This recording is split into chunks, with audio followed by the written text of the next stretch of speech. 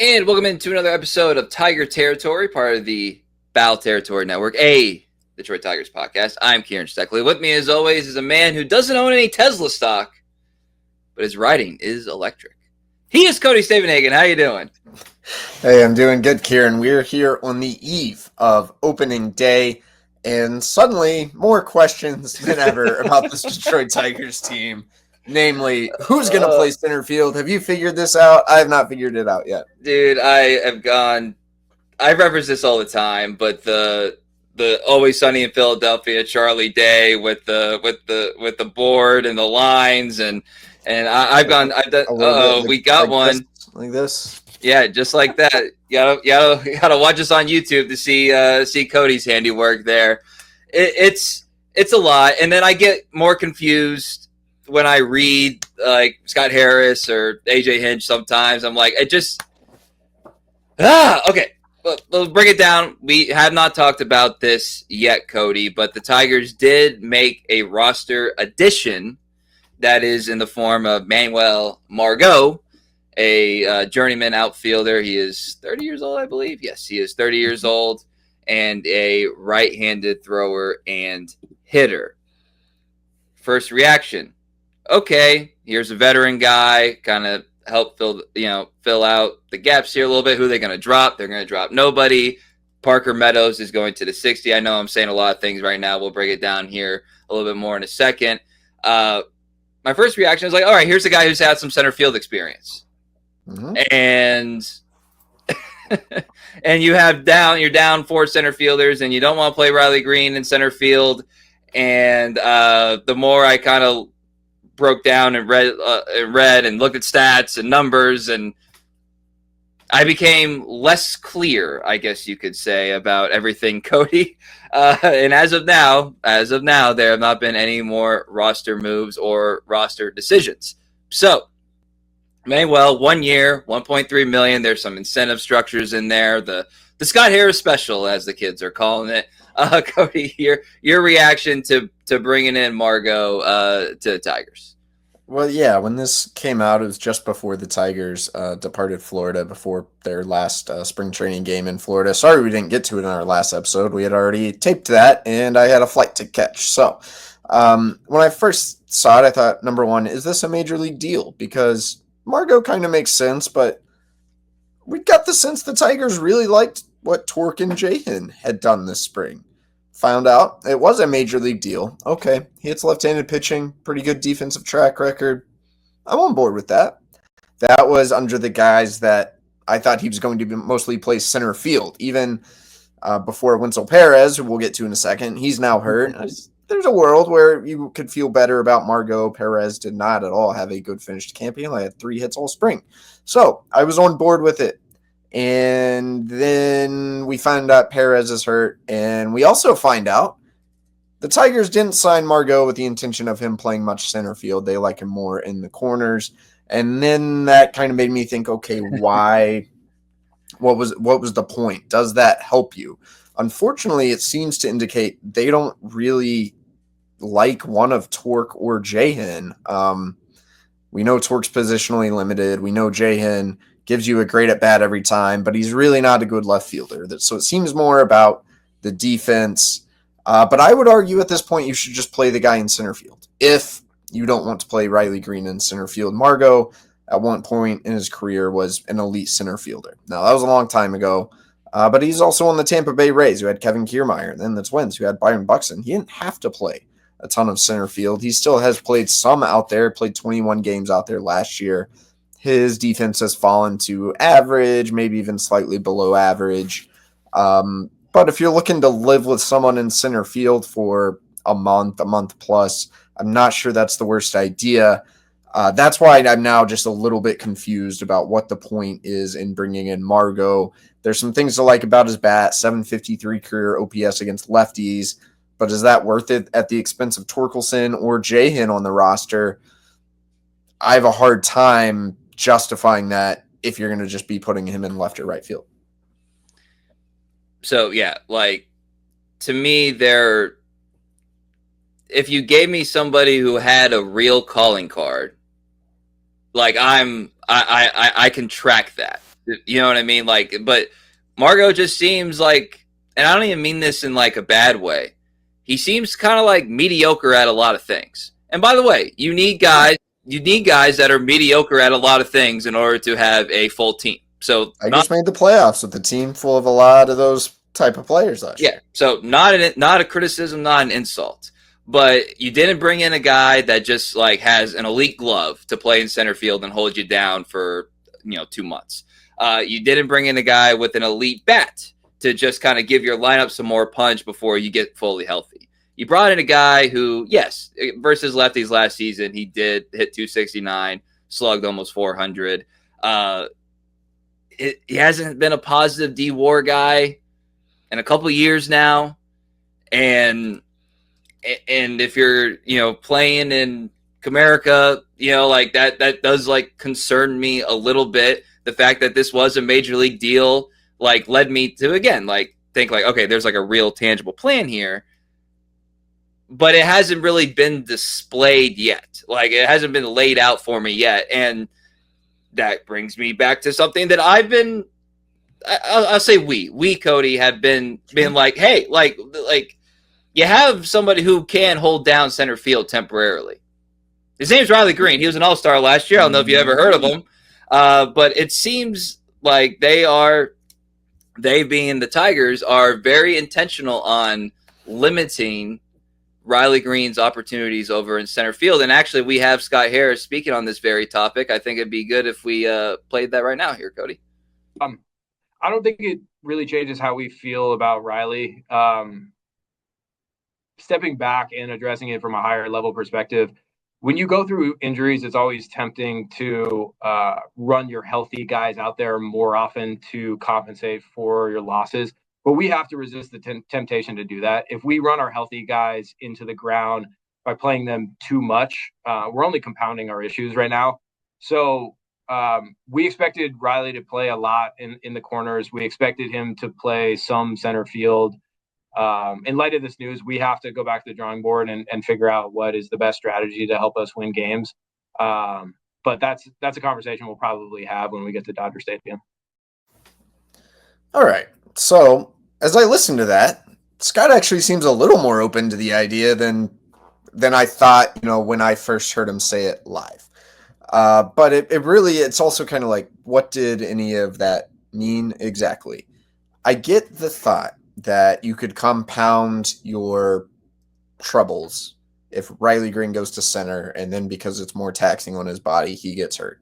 What could possibly go wrong when you're already down 4 center fielders? You lose your best position player. That's what could go wrong. Still, the alternative to Greene in center, if you're not going to play Margot in center, is reading between the lines with what Scott Harris said yesterday, Ryan Kreidler. Ryan Kreidler, the Tigers had already optioned him, and they left him in Florida, and then they called him and said, hey, buddy, we need you to fly across the country. He started game 1 of the Tigers exhibition. Ryan Kreidler, we've said it before, he's a great guy. I like so many things. I love watching him play shortstop. I can't really get on board with him being on this roster, especially if he's not an infielder in center field. He looks pretty good in center. He's only played 20 games there, even in the minor leagues, Kieran. We don't even know that he's better than Riley Greene or Manuel Margot. Also, try to build a lineup against right-handed pitching. Go write it out. We're not going to go through all the names. Are you going to play Ryan Kreidler in center field against right-handed pitching, Kieran? Ryan Kreidler in his big league career has hit 133 with a 372 OPS against righties. To me, I think it'd be worth the risk to just put Riley Greene or Manuel Margot in center field. Maybe you live with a bad defender like Jahan in left, but maybe you bank on the bats a little more. You could go Jahan left, Margot left, Greene center, vice versa, Kerry Carpenter and right. What's not to like about that? No, I look. This is where I come back to, like, I understand trying to get the most out of Riley Greene, or to get the most out of him, he's got to be healthy. I understand the injury history. He's also 24 years old. He's also a guy who has plenty of center field experience. They let him play center field all the way coming up through the system. It's not like a new position for him. I think he would relish in that. Number one. Number two, that scenario that Scott Harris just laid out is that like sometime in center. I don't know what qualifies as sometime in center, Cody, but I would imagine on the list of sometime in center possibilities would be, I don't know, Badu breaks a bone, Vierling has a shoulder strain, Meadows has an arm injury, and Perez has a back injury. To me, that seems like a pretty suitable criteria to play Riley Greene in center field. And you talked about right-handed pitching against left-handed pitching. There's still a hole in there that you have to figure out that probably just leads to playing Kerry Carpenter against left-handed pitching, because even like, again, like what other options? If Kreidler's your center fielder, your outfield could be Greene, Kreidler, Margot. And Ryan Kreidler's still not that great against left-handed pitching, so I don't like that. But then it's like, okay, will they bring in someone from the outside? Scott Harris indicated they weren't really too keen on that idea. They didn't think they're anyone that impactful. Now, the Angels just parted ways with Mickey Moniak. People on Twitter seem to love this idea. There's a world where you could use a left-handed center fielder. It looked kind of nice in that lineup against righties. It doesn't help you against lefties. I know that's the short side of the platoon, but Mickey Moniak is unplayable against left-handed pitching. A 501 OPS for his career. The defense better be damn good to justify something like that. And even against righties, look, Moniak was really good in 23. He had a 659 OPS against righties last season. That was pretty much the same as Manuel Margot against righties. He's probably a better defender, but one thing they liked about Margot, bat-to-ball skills. Mickey Moniak Ks a lot, does not walk at all. Those are things that are against the Scott Harris ethos. So Moniak, I don't know, maybe sort of also who are you taking off the roster to get him on there? It kind of leads you back to being a little overly left-handed. I think you can toss that in the bucket of about 6 imperfect solutions we're looking at right now. And I don't think it's the simplest one. Remember when you talk about Occam's razor? I think the simplest solution is the best, and I think it's one of Riley Greene or Manuel Margot in center. I also do want to say Riley Greene actually didn't grade out that well in center field in 2023, -7 defensive run saved. So I don't know. Why can't Margot play center? Why else did you get him? I agree, and I can't wait to watch how this plays out, Cody. We got ourselves a little business to attend to. Did you know that you can now stream Tigers games on the FanDuel Sports Network, and if you use promo code BASEBALL30, you can start off with a 30-day extended free trial at FanDuelSportsNetwork.com/packages. Offer expires on May 2nd. Customers are automatically charged $19.99 a month after the free trial, and you can cancel during the free trial to avoid charges. Eligibility restrictions apply. Visit FanDuelSportsNetwork.com for details. All right, and we are excited about that new partnership with FanDuel Sports Network. And innovation in the game. Now, don't forget about that. This is a big thing for Major League Baseball. Well, right. Low key, honestly, like needed. You can now stream games in market, out of market, whatever. Like it should have happened a long time ago. Absolutely. So that's something we're watching for. We'll tell you something else we're watching for. But broadly, Cody, something that I am watching for, keep Riley Greene here on a focus for a second, because I still am shouting at the mountaintops that this guy needs to be getting more respect.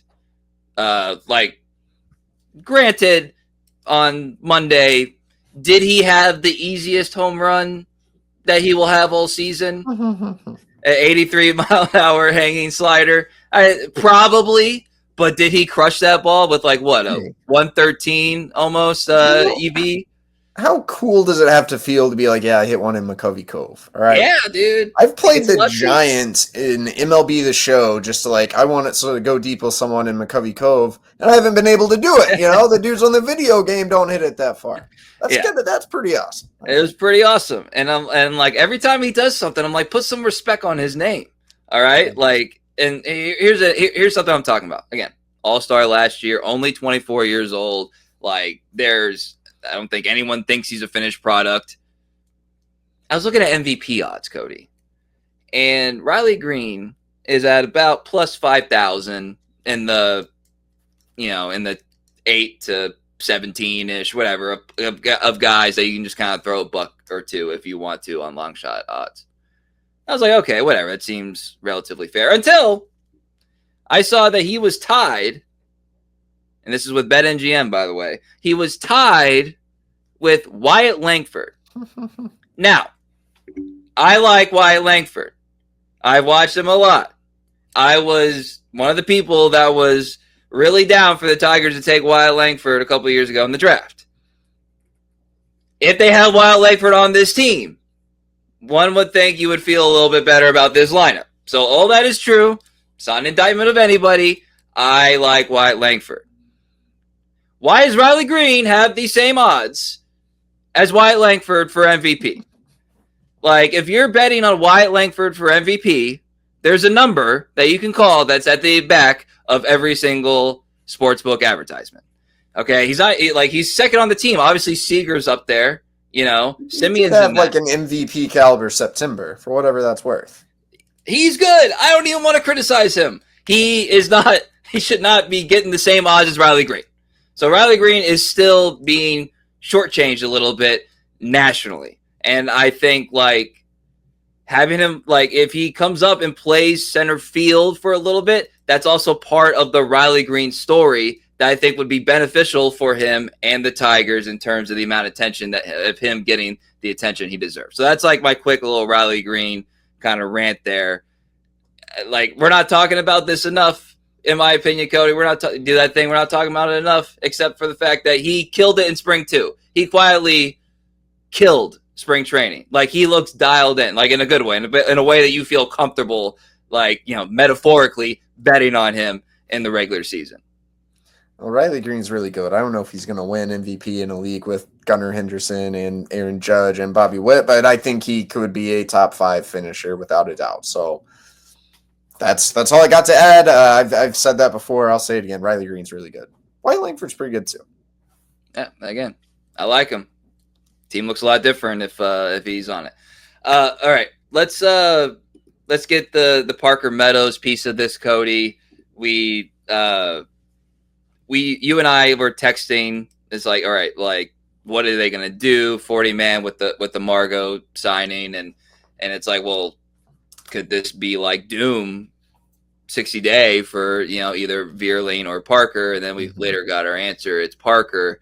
We just got I don't have it in front of me, but we just got an injury report from the Tigers, and it's not really anything new, and I wouldn't expect anything new, but 60-day DL for Parker Meadows to start the season is honestly on a list of how could you start this season, you know, catastrophically. Like if we were to do this in January 2025, that would make the cut, I think. So it's not number 1. That's Skubal. It's not number 2. That's Riley Greene.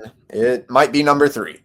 And yeah, like, it was supposed to be a couple days, and then it was, well, he's going to need some rest, and then it was, well, he's going to need a lot of rest, and then he's not going to be ready for opening day, and then, well, we'll see. Hopefully we can get back. Now he's on the 60-day IL. This thing has dragged out. It's kind of become worst-case scenario. We still don't – I mean, he's prescribed 4 weeks of rest. We don't necessarily know that that's going to solve the solution. I've said since day one, nerve things are weird. That is my clinical – diagnosis there. That's all I've got. Every player I've ever encountered with any sort of nerve issue, it always takes a really long time. So now you're hoping it's 60 days minimum. You're hoping he's able to start a rehab assignment after 4 weeks and get going. That could be optimistic. We could be pushing this thing into June just based on the information we have right now. Parker Meadows, we know, is going to miss at least 1/3 of the season. And we don't know who's going to play in center field. Maybe Akil Baddoo is the first of these guys to get back and could have a chance. I don't know. We've seen Akil Baddoo play a lot of center field. It's not necessarily that pretty. So yeah. This is bad. This is discouraging, the entire situation. Well, it like specific to Parker Meadows, it affects, in my opinion, like how you manufacture runs. Like having him in the lineup completely changes the dynamic of your team offensively. Obviously, he's got some like raw power in there. He's got extra base power for sure. He's got speed, and and like he just impacts winning. Like you just look at the team record, he just impacts winning, and he's still a lot younger than you think. You think there's still more in there. And look, by the way, maybe it's mid-June and he's rolling, and you're like, okay, it's still going to be all right. You just don't know. You just don't know with Parker, and I think like it has to change your approach, which goes back to the Margot thing. Is like without Parker Meadows in your lineup, you have to change your approach offensively, in my opinion. So that's why I'm like against left-handed pitching. You know what I'm doing?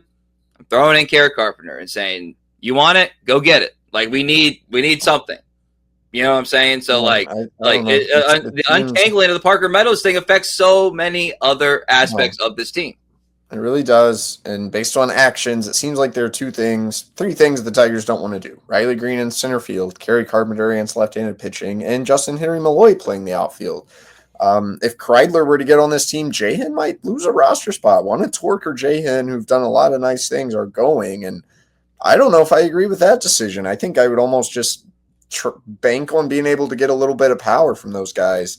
The Tigers, by signing Gleyber Torres, seem to indicate they don't care about infield defense, but it seems they really do care about outfield defense. And that makes sense, right? You're talking, we're okay with permitting singles. We're not okay with permitting doubles and triples. I would love to see what their analytics team has crunched on that on that topic, but it seems like there's something there in the way they have constructed this team and even in the way they are making decisions right now. To go back to offense, though, here's a fun question. Who is your leadoff hitter against right-handed pitching? Because I would have said Parker Meadows, and then I probably would have said Winsel Perez. It's not going to be either of those guys.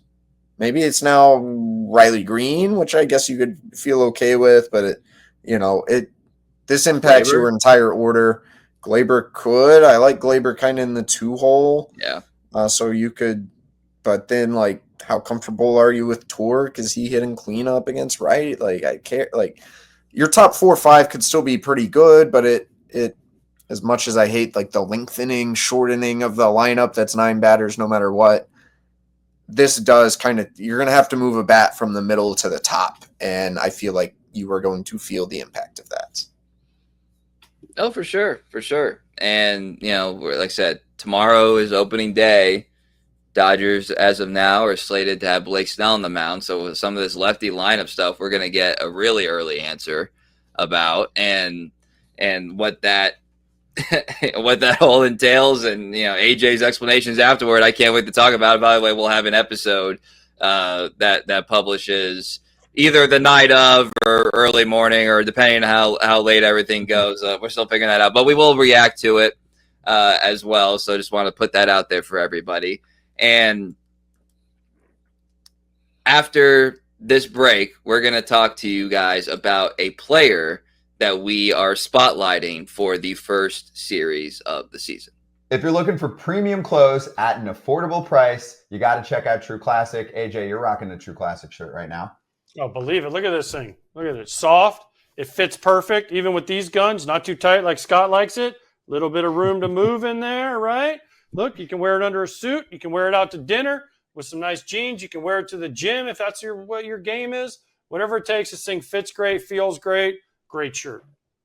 The long sleeve Henny for these cold, kind of warm spring days. Perfect. Yep. Build the perfect outfit in 5 minutes or less. Everything goes great together. Free shipping on all orders. It's designed to bring out your best features with a perfect fit. So, FT fam, whether you're bundling up for the cold or getting ready for spring, level up your style with clothes that actually fit right.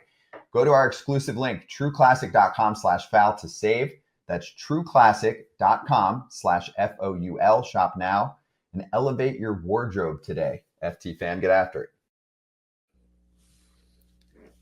All right. Well, sometimes you just got to do the simplest thing. Speaking of Occam's razor, you just got to do the simplest thing, Cody. And if we're going to talk about a player that we can't wait to watch, that we're going to put a spotlight on, I think it should be Tarik Skubal. I think it's the simplest thing to do. And this is a player spotlight brought to you by FanDuel Sports Network. Use code BASEBALL30 at FanDuelSportsNetwork.com/packages. Tarik Skubal is going to be the leading man for this organization this season with a Cy Young to his credit. And as of right now, the favorite to win the Cy Young again. And we've had him on the pod. He was great to us. He's been a great ambassador for this organization. And to have him, all those things that you're kind of nervous about with like being on ESPN and like, kind of putting your best foot forward, might not be able to do that in center field, regardless of who they put there. But they are going to do that on the mound with Tarik Skubal. And I can't wait to watch him, do his thing this year. Yeah, we've said this before, but Skubal's reached kind of the territory of just being so good, so consistently. It's hard to say new things about him.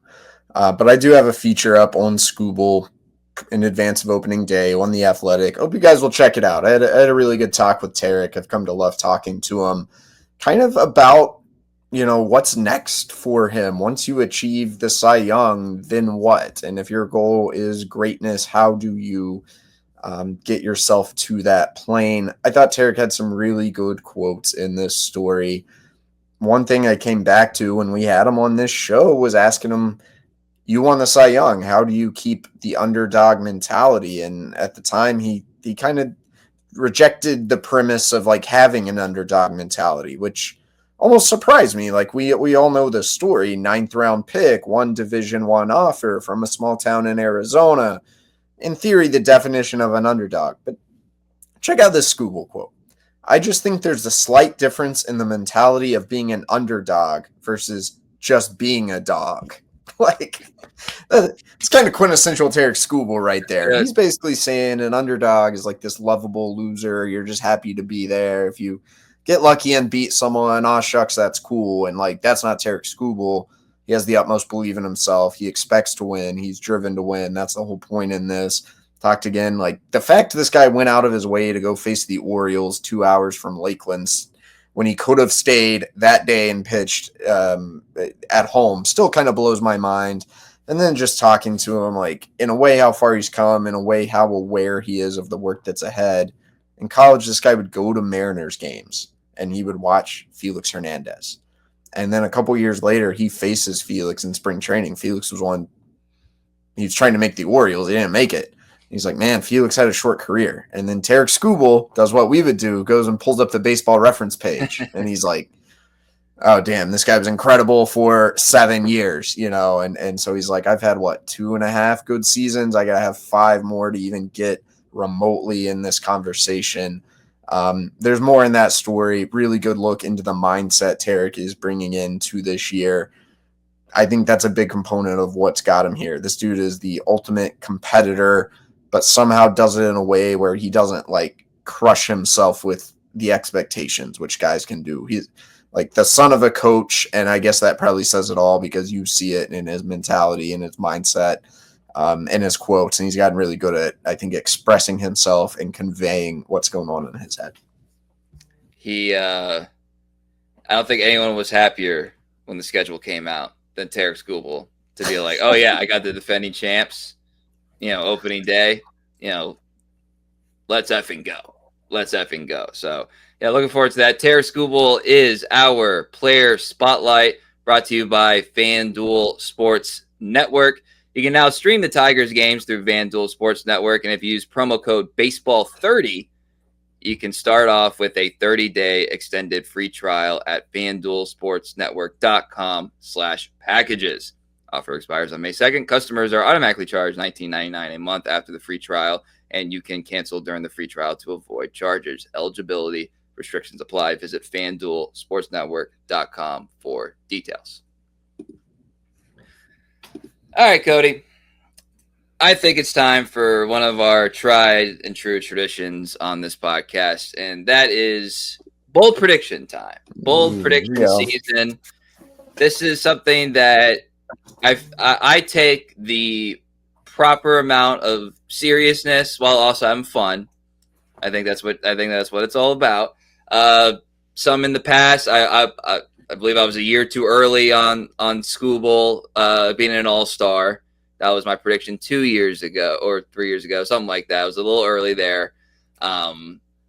I predicted Javier Baez would have a 2020 season. That did not work out. But that's okay. That's what these things are for. So you can run that one back. You want to run back? Javi in center field, 2020 season. That would be bold. That would be bold. That would be bold. I have two kind of Cody, and I think we can kind of hash out the bold levels of them. One, speaking of Skubal, is he wins the Cy Young for a second consecutive season. Oh, okay, whatever. You just talked about how he was the odds-on favorite. That is true. However, an American League pitcher has not won back-to-back Cy Youngs since Pedro Martinez, 1999-2000. It's happened in the National League with old friend Max Scherzer. But I believe those are the only two examples of this century.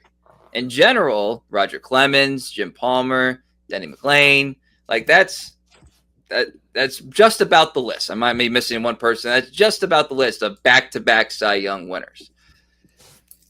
So it's very rare. So I think that is a semi-bold prediction. However, I wanted to go a little bit more bolder than that. So I was thinking, how are the Tigers going to win games with this lineup, being a little hurt right now? Maybe it's time that they have some power to win games. Not the manufacturing runs and what if they just kind of lean into the power element a little bit, try to steal some games and rely on pitching and defense in spots. How about 20? How does 20 home runs sound? I think the Tigers are going to have 5 20 home run hitters. So they did this in 2016, by the way. That was Miguel Cabrera, Justin Upton, Ian Kinsler, Victor Martinez, and J.D. Martinez. You look at the lineup now. Riley Greene, feel pretty good about it, did 24 last year. Gary Carpenter, that's in there. Gleyber Torres, that's in there. That's 3. What about Torque? What if Torque gets the bats to get 20 home runs? Faith in Torque. What about Colt Keith? Colt Keith, who hit, would hope so. Who hit his first career home run last season on May 24th, and it finished the season with 13. He's a year older, more mature, physically, not playing the rigorous position of second base. Could happen. Jake Rogers, done it before. Justyn-Henry Malloy, it's got some natural power in there. So I named more than 5 guys there. I think it could happen. I think it might need to happen. 5 guys, Cody, hit 20 or more home runs for the Tigers this year. That's my bold prediction. I like that. I think that would be a very good year for the Tigers because that implies your big dogs in the lineup are healthy, number 1. And then number 2, it implies someone, maybe a Torque, maybe a J-Hin, maybe a Jake Rogers, someone who you're not necessarily banking on has a very good year. Not out of the realm of possibility. I like it as a bold prediction. The Tigers are kind of ruining all my bold predictions. Because I think one was going to be that Casey Mize starts pitching the 9th inning, which historically Michael Fulmer, Bo Brisky had a great track record with that. But then he was too good in spring, and he won a rotation spot, and I'm kind of drinking the Casey Mize Kool-Aid a little bit. I could still see a chaos option, or maybe if somehow everyone's healthy when Alex Cobb gets back, I could still kind of see it late in the year. Just not even because he's done poorly as a starter. I could see it, but I could also see him having a great year as a starter. My other prediction was going to be that J-Hin finished 3rd on the team in homers. But now I don't even know if they're going to take this guy on the roster. So I don't know if I can be comfortable doing this one. So I don't know. Maybe I got nothing. I think Colt Keith will hit a home run before May 24th. Does that count as a bold? Does that count as a bold prediction? Now, if you give me a date for his first home run, that would be bold. Seattle. Game 1 in Seattle. All right, that's Game 1 in Seattle. Monday the 31st, I believe. Right? Is that correct? I got my days. I don't know what day it is. It's the season hasn't even started. I'm way off on that. I don't know. I'm still worried about Trey Sweeney. Yeah, I think Trey Sweeney will be demoted at some point. I know that is not a happy prediction, but I kind of feel that coming on. I'm going to stick by J-Hen. I don't know if I think J-Hen hits 20-plus homers. There. There you go. Stamp on it. There you go. Neither one of us chose Jackson Jobe to win Rookie of the Year. I meant to address that. I don't know if you guys saw, we did some predictions on The Athletic, and I chose Skubal to win Cy Young and Jobe to win Rookie of the Year. Full disclosure, I put both of those, and I was like, what are the chances both of these things actually happen? And I was going to change one of them, and I couldn't decide which one to change, and then I forgot about it. So that's why. It was not even homerism. It was just, man, I think if Jobe gets the innings, it's going to be hard for him to not win it. But I'm also just like, Skubal's in his words, a dog. Like, winning the Cy Young is really hard, but who's going to unseat him? Maybe Crochet. That's probably your most likely candidate. DeGrom, if he's healthy, God knows if he's healthy. Cole Reagans is really good. I could just see a little more variability in Jobe's performance and like some hitter, Christian Campbell, Roman Anthony when he gets up. Maybe a hitter is able to unseat him. So in a way, I'm still pretty sold on Skubal winning a second Cy Young. I guess maybe that can be a bold prediction. Yeah, well, I mean, you're gonna have someone, health permitting, that's gonna be up there at least for Cy Young award. You would think you're gonna have a guy who's gonna be up there for Rookie of the Year. That's 2 of your 5 starting rotations. And if Riley Greene can replicate an All-Star season, and if Kerry Carpenter stays, his off-season regimen to alleviate his back from last year, worked. All of a sudden, now you can see why Jeff Passan said today on Foul Territory that he has the Tigers winning the division. I mean, the playoffs, winning the division. Man, this is where some of this stuff drives me crazy, because we spent 30 minutes just being like, "What is this team doing?" And then it's like, no, if they have the Cy Young, the Rookie of the Year, and 5 guys who hit 20 homers, they're going to go to the playoffs. There's your. I don't know. So I don't think all those things. I don't know. Is to bring back the old question from last year. Is this team good? I leave spring training like Jeff Passan. I think this team can really pitch. Yeah, I think the pitching is legit, and I think it's deep enough to withstand whatever injuries may come its way. Offensively, I don't have a lot of faith in this team. So I think this is going to be a lot like last year, hopefully a little more even, but like 82, 83, 84, 85, 86 wins, and the difference between 83 and 86 could be the difference between playoffs and not playoffs. I'm not sure they can win the division. I think that's going to take 89, 90 wins. That's going to count on all those things we just listed going right. Well, now you see eventually why you got to have a center fielder. Yeah, eventually got to have somebody that can track down balls over there. This team kind of reminds me of the Dan Campbell Hard Knocks speech, where he's talking about you just got to bring them into the water and just hold them down long enough to drown them. That's kind of good. You know what I mean? That's what it's going to be like every single game. Maybe. Yeah. Like that's probably what it's going to have to take. That. It's just like hang around, find your moment. Now, obviously, they didn't do that last year. They had to play catch up. But if you can hang around in a division that is interesting but not overly deep with high level talent, like every other team except for the White Sox is saying the same thing, in that division. So and there's some beauty in that, I would say.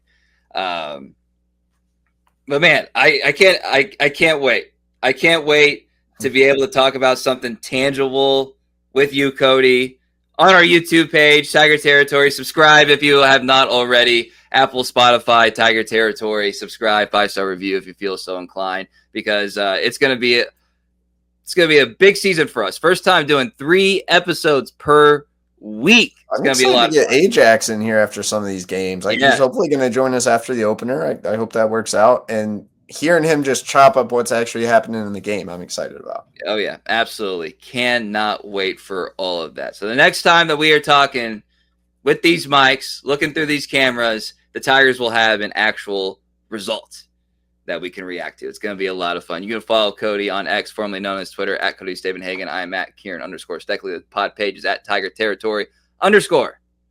So for Cody Stavenhagen, I am Kieran Steckley. Everybody have a great opening day.